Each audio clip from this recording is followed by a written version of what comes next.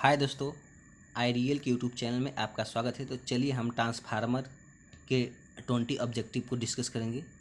अब बहुत ही important question है। तो चलिए, ट्रांसफार्मर किस सिद्धांत पर कार्य करता है?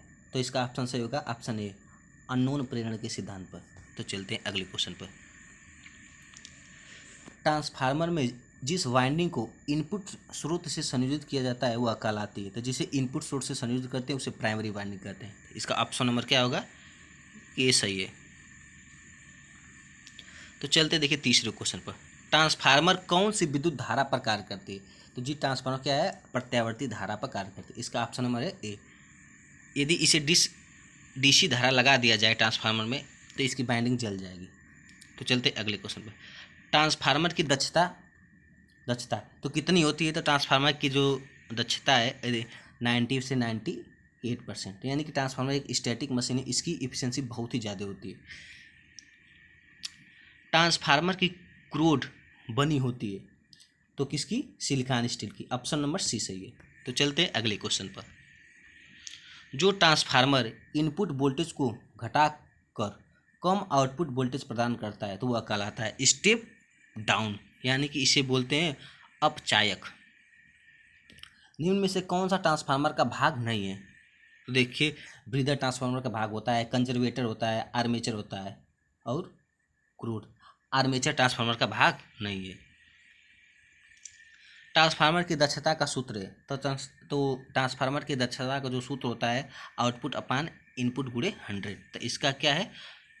B, option number B.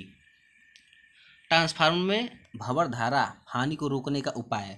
तो इसका ऑप्शन नंबर क्या है? भंवर धारा मतलब ईडी करंट। ईडी करंट को क्या करें? देखो, लिमिनेटेड कोर कर देते हैं। तो ऑप्शन नंबर ए सही है। किस प्रकार के संयोजन में न्यूट्रल पॉइंट की जरूरत नहीं होती है? तो डेल्टा में। सिलिकॉन जेल कहाँ भरा जाता है? तो सिलिकॉन जेल किस में भरा जाता है? ब्रीदर में। एक वाइंडिंग वाला ट्रांसफार्मर कहलाता है तो जी जो जिसमें सिंगल बाइंडिंग होती है उससे बोलते हैं ऑटो ट्रांसफार्मर। ऑटो ट्रांसफार्मर में सिर्फ सिंगल बाइंडिंग होती है, इसकी इफिशियंसी 2 बाइंडिंग की अपेक्षा ज़्यादा होती है। तो चलते हैं अगले क्वेश्चन पे। ऑटो ट्रांसफार्मर, इसका मतलब जो पहले क्वेश्चन का आंसर है। तो चलते हैं 13वें नंबर पर। ट्रांसफार्मर की रेटिंग होती है। तो ट्रांसफार्मर की रेटिंग किस में होती है? केवीए में होती है। ट्रांसफार्मर किस प्रकार की मशीन है? तो एक स्टैटिक मशीन है। क्या है? स्टैटिक मशीन है।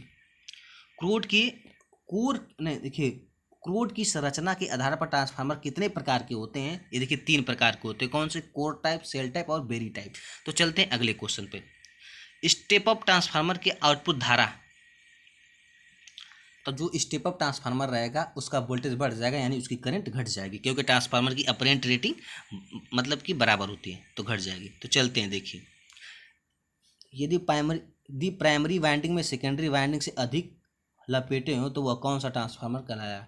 इसे स्टेप डाउन ट्रांसफार्मर कहते हैं। यदि प्राइमरी वाइंडिंग में यदि ज़्यादा टर्न रहेंगे और सेकेंडरी में कम रहेंगे तो उसे स्टेप डाउन ट्रांसफार्मर कहते हैं। जब स्टेप डाउन रहेगा तो सेकेंडरी में करंट का मान ज़्यादा रहेगा और प्राइमरी में करंट का मान कम रहेगा। तो चलते हैं अगले क्वेश्चन पर। स्टेप अप ट्रांसफार्मर में डैश बढ़ता है। स्टेप अप ट्रांसफार्मर में यदि क्या बढ़ता है? वोल्टेज बढ़ता है।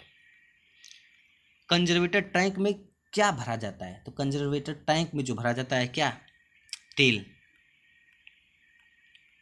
नमी सूखने के बाद सिलिका जेल का रंग कैसा हो जाता है? तो हाँ जी, गुलाबी हो जाता है। ऑप्शन नंबर ए सही है। तो thank you for watching this video. Share and subscribe my channel. इसी तरीके वीडियो पाने के लिए हमारे चैनल को शेयर एंड सब्सक्राइब करिए।